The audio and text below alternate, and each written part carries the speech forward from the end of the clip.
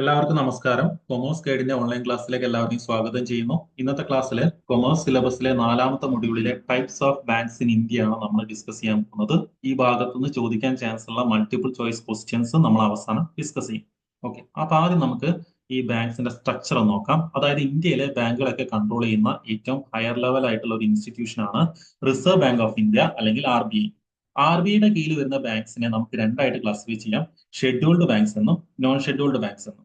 അതായത് RBI act 1934 second ഷെഡ്യൂളിൽ list ചെയ്തിട്ടുള്ള ബാങ്ക്സ് ആണ് ഷെഡ്യൂൾഡ് ബാങ്ക്സ്. അതിൽ ലിസ്റ്റ് ചെയ്യാത്ത ബാങ്ക്സ് ആണ് unscheduled banks. Okay, then scheduled ബാങ്ക്സിനെ നമുക്ക് കൊമേഴ്ഷ്യൽ ബാങ്ക്സ് എന്നും കോപ്പറേറ്റീവ് ബാങ്ക്സ് എന്നും രണ്ടായിട്ട് ക്ലാസിഫൈ ചെയ്യാം. കൊമേഴ്ഷ്യൽ ബാങ്ക്സിന്റെ കീഴിൽ വരുന്നതാണ് public sector banks, private sector banks, foreign banks, regional rural banks. Cooperative ബാങ്കിനെ നമുക്ക് രണ്ടായിട്ട് ക്ലാസിഫൈ ചെയ്യാം: urban cooperative bank, state cooperative bank. Clear ആയല്ലോ? ഇനി ഇതിൽ നമ്മുടെ ഇമ്പോർട്ടന്റ് ആയിട്ടുള്ള കാര്യങ്ങൾ ഡീറ്റെയിൽ ആയിട്ട് നോക്കുകയാണ്. അതിലാദ്യം നമുക്ക് എന്താണ് റിസർവ് ബാങ്ക് ഓഫ് ഇന്ത്യ അഥവാ RBI എന്ന് നോക്കാം. അതായത് ഇന്ത്യയിലെ ബാങ്കുകളൊക്കെ കൺട്രോൾ ചെയ്യുന്ന ഏറ്റവും ഹയർ ലെവൽ ആയിട്ടുള്ള ഇൻസ്റ്റിറ്റ്യൂഷൻ ആണ് RBI. ഓക്കെ, ഇന്ത്യയിലെ RBI എസ്റ്റാബ്ലിഷ് ചെയ്ത ഇയർ ഒന്ന് പഠിച്ചു വെക്കണം: 1935 ആണ്. ഓക്കെ, ഈ RBI നാഷണലൈസ് ചെയ്യപ്പെട്ടത് അല്ലെങ്കിൽ ഗവൺമെന്റ് ഏറ്റെടുത്തത് 1949 കേട്ടോ. ഇതും പഠിച്ചു വെക്കണേ.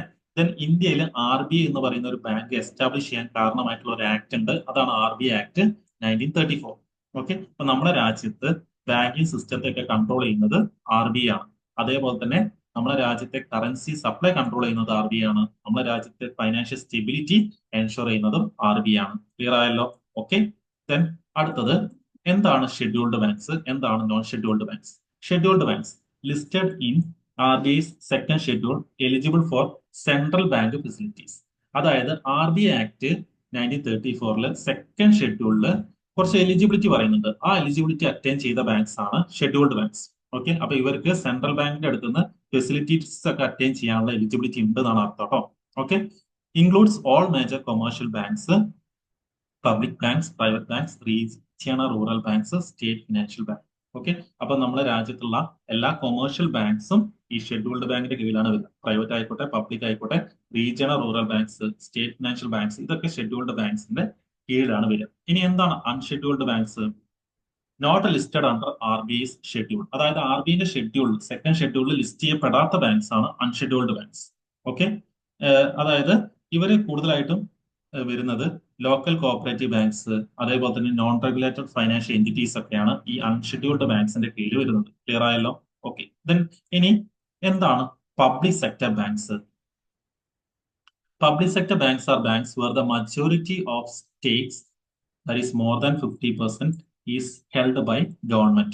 അതായത് ബാങ്ക്സിന്റെ ടോട്ടൽ ഷെയറിൽ 50% കൂടുതൽ ഹെൽഡ് ചെയ്തത് ഗവൺമെന്റ് ആണെങ്കിൽ അതിന് നമുക്ക് പബ്ലിക് സെക്ടർ ബാങ്ക്സ് എന്ന് പറയാം. ക്ലിയർ ആയല്ലോ? ഓക്കെ, അപ്പൊ ഇന്ത്യയിലുള്ള state bank of India, Punjab national bank, bank of Baroda, ഇതൊക്കെ എന്താണ്? പബ്ലിക് സെക്ടർ ബാങ്ക്സ് ആണ് അല്ലെ? അതായത് ഗവൺമെന്റ് അടുത്താണ് കൂടുതലായിട്ടുള്ള ഈ ബാങ്ക്സിന്റെ ഷെയർ ഉള്ളത്. ഓക്കെ, ക്ലിയർ ആയല്ലോ? ഓക്കെ, ദെൻ അടുത്തത് എന്താണ്? Private sector banks. Private sector banks are financial institutions where majority of shares are held by private individuals or corporations. അതായത് ബാങ്ക്സിന്റെ മെച്ചൂരിറ്റി ഓഫ് ഷെയർസ്, അതായത് മോർ ദാൻ 50% ഷെയർസ് ഹെൽഡ് ചെയ്യുന്നത് private ഇൻഡിവിജ്വൽസോ അല്ലെങ്കിൽ കോർപ്പറേഷനോ ആണെങ്കിൽ അതൊരു private sector banks ആണ്. Okay, അപ്പൊ ഇവര് പ്രധാനമായിട്ട് ഒരു കസ്റ്റമർ സെൻട്രിക് സർവീസ് ആണ് കസ്റ്റമേഴ്സിന് പ്രൊവൈഡ് ചെയ്യുക. ഇന്നോവേറ്റീവ് ആയിട്ടുള്ള കാര്യങ്ങൾ പ്രൊവൈഡ് ചെയ്യും. അതേപോലെ തന്നെ പബ്ലിക് സെക്ടർ ബാങ്ക്സുമായിട്ട് കമ്പയർ ചെയ്യുമ്പോൾ എഫിഷ്യൻസി കൂടുതലായിരിക്കും.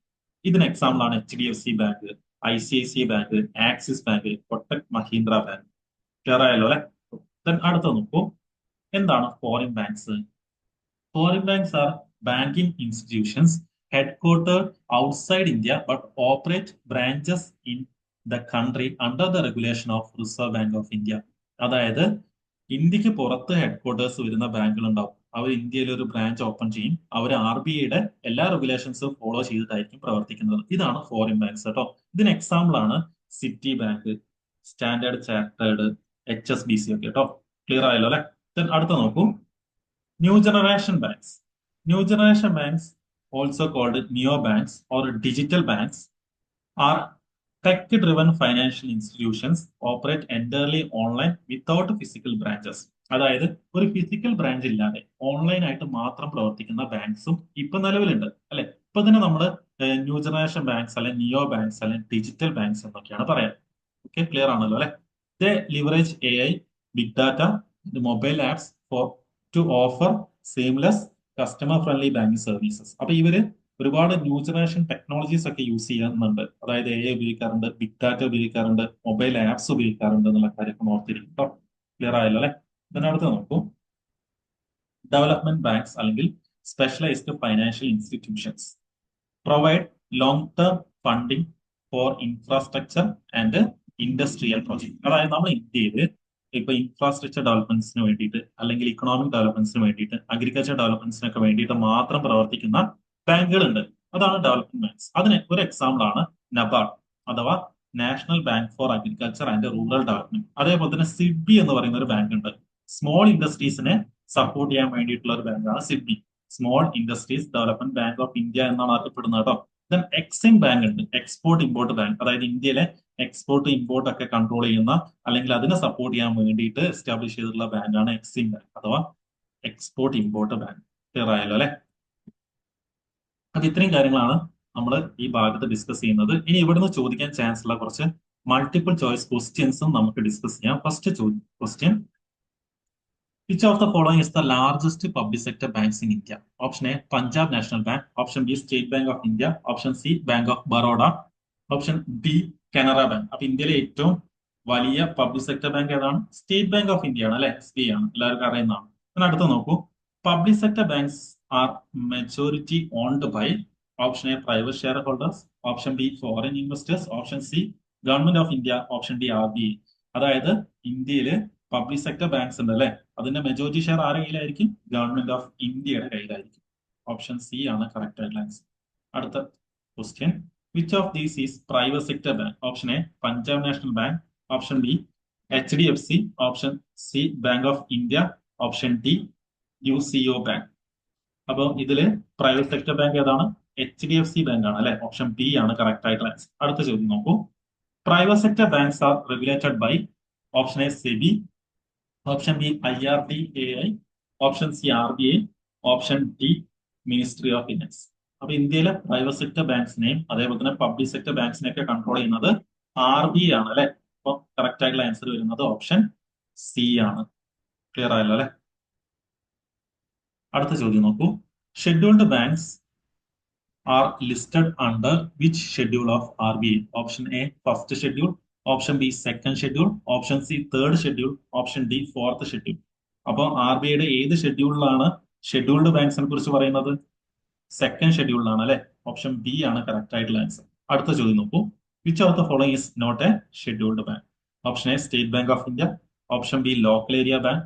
Option C, regional rural bank. Option D, non banking financial companies.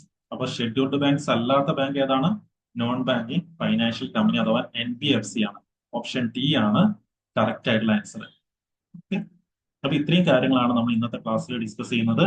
Class നിങ്ങൾക്ക് ഇഷ്ടപ്പെട്ടിട്ടുണ്ടെങ്കിൽ നിങ്ങൾ ലൈക്ക് ചെയ്യാം. ഈ എക്സാം എഴുതുന്ന നിങ്ങളെ ഫ്രണ്ട്സിന് ക്ലാസ് ഷെയർ ചെയ്ത് കൊടുക്കുക. നമ്മൾ ഫ്രീ ക്ലാസ്സസ് ആണ് നിങ്ങൾക്ക് പ്രൊവൈഡ് ചെയ്യുന്നത്. അതുകൊണ്ട് നിങ്ങൾ ചാനൽ സബ്സ്ക്രൈബ് ചെയ്യുക. ബാക്കി നമുക്ക് അടുത്ത ക്ലാസ് നോക്കാം. Okay, thank you.